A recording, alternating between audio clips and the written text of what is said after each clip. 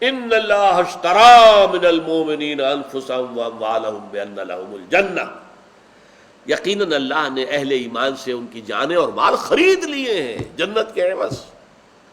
جنت قیمت ملے گی اگر جان اور مال اللہ کے حوالے کر رہے ہو۔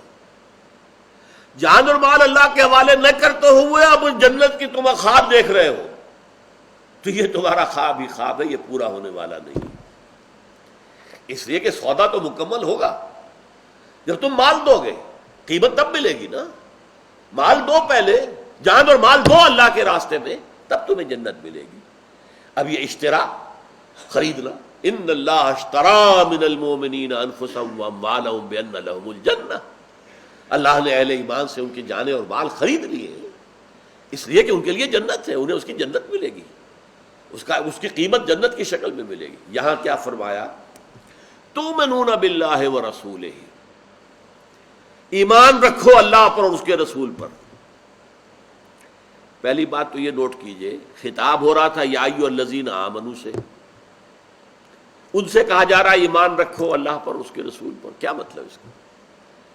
یہ بالکل ایسے ہی جیسے سورہ نساء میں فرمایا یا ایھا الذین آمنوا آمنوا باللہ ورسولہ، اے ایمان کے دعوے دارو ایمان لاؤ اللہ پر اور اس کے رسول پر، یعنی جیسے کہ ایمان لانے کا حق ہے۔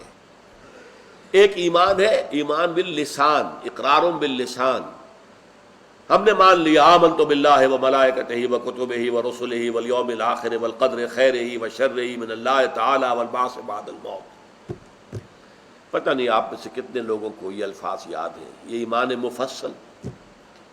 اللہ کا شکر ہے ہم اس دور میں پیدا ہوئے جبکہ تعلیم کا آغاز ہوتا تھا یا تو قاعدہ یسرنا القرآن یا نورانی قاعدہ، اور سب سے پہلے پڑھائی جانے والی کتابیں ہوتی تھیں مفتی کفایت اللہ صاحب کی تعلیم الاسلام، 4 حصے، یہ کلمہ ہے، 6 کلمے یاد کر لو، یہ ایمان مفصل ہے، یہ ایمان مجمل ہے۔ آج کا زمانہ بہت بدل گیا، بہت بدل گیا۔ بہرحال یہ ایمان مفصل آمنت باللہ وملائکتہ وکتبہ ورسلہ والیوم الآخر والقدر خیرہ وشرہ من اللہ تعالی والبعث بعد الموت۔ ایک تو ہے زبان سے کہہ دیا، مسلمان ہو گئے۔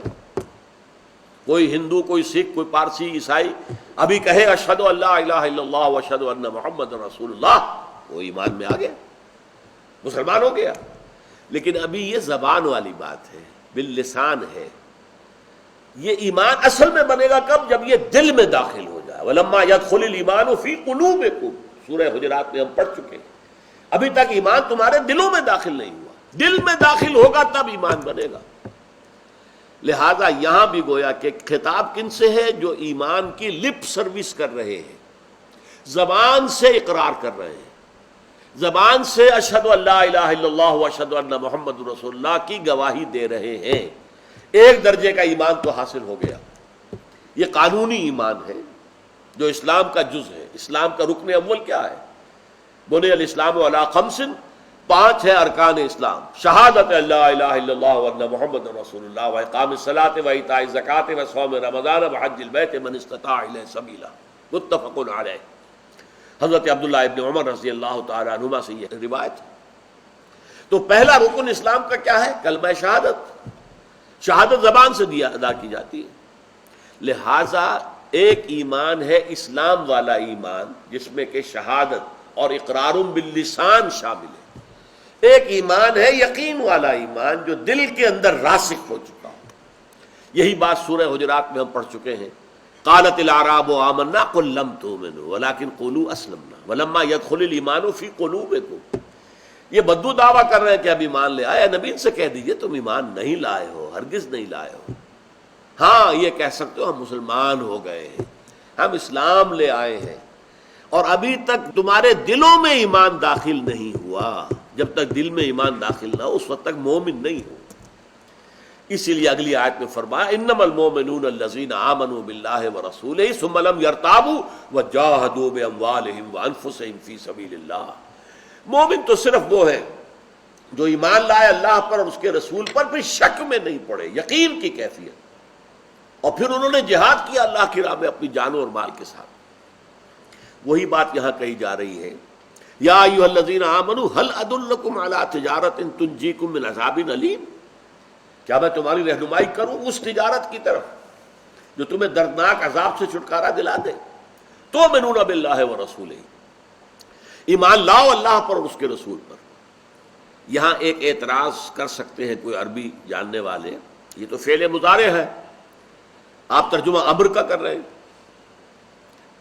واقعتاً یہ بات ہے، تؤمنون کا لفظی ترجمہ کیا ہوگا؟ تم ایمان رکھتے ہو یا ایمان رکھو گے؟ فعل مضارع کے اندر حال اور مستقبل ہوتا ہے، فعل امر تو نہیں ہوتا۔ لیکن عربی کا قاعدہ ہے کہ فعل مضارع کو فعل امر کے معنی میں بھی استعمال کیا جاتا ہے۔ اس کی ایک مثال بڑی خوبصورت انگریزی زبان کی ہے۔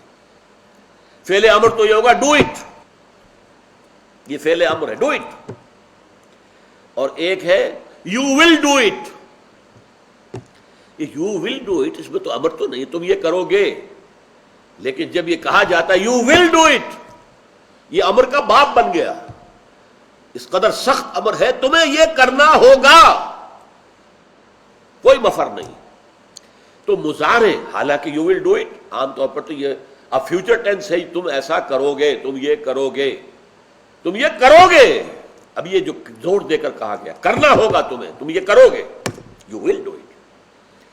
تو یہ ہے در حقیقت یہاں انداز، تؤمنون باللہ ورسولہ، تمہیں ایمان حقیقی حاصل کرنا ہوگا اللہ اور اس کے رسول پر، وہ ایمان جو دل میں داخل ہو کر ایک یقین کی شکل اختیار کر لے۔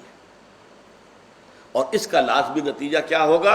وَتُجَاهِدُونَ فِي سَبِيلِ اللَّهِ بِأَمْوَالِكُمْ وَأَنفُسِكُمْ، اور تم جہاد کرو گے، تمہیں جہاد کرنا ہوگا اللہ کی راہ میں، اپنے مالوں کے ساتھ بھی، اپنی جانوں کے ساتھ بھی۔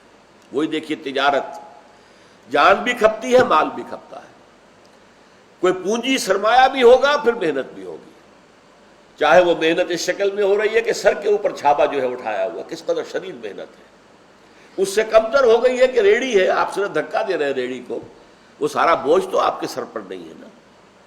اس سے کم ہے کہ ایک دکان آپ کو مل گئی ہے، دکان میں بیٹھے ہیں، سرمایہ زیادہ ہوگا دکان ہو جائے گی۔